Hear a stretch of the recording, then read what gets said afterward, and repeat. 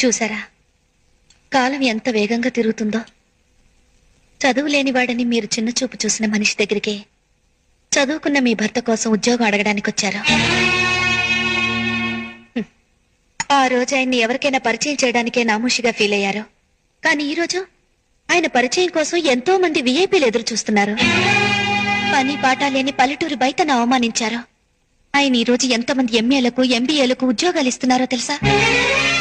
నేను మిమ్మల్ని ఎత్తిపడవడం లేదు, ఎదుటి మనిషిని తక్కువగా అంచనా వేయడం తప్పని చెప్తున్నాను. సాధారణంగా ప్రతి మగాడి విజయం వెనక ఒక ఆడది ఉంటుందంటారు. కానీ ప్రతి ఆడదాని విజయం వెనక ఒక మగాడు ఉంటాడని ఎవ్వరూ చెప్పలేదు. బట్ నేను చెప్తున్నాను, నా విజయం వెనక నా భర్త ఉన్నాడు. ఇప్పుడు చెప్పండి, నేను చదువుకున్న మూర్ఖురాలా లేక మీరు చదువుకున్న మూర్ఖురాలా? నా మాటలు మిమ్మల్ని గాయపరిస్తే నన్ను క్షమించండి.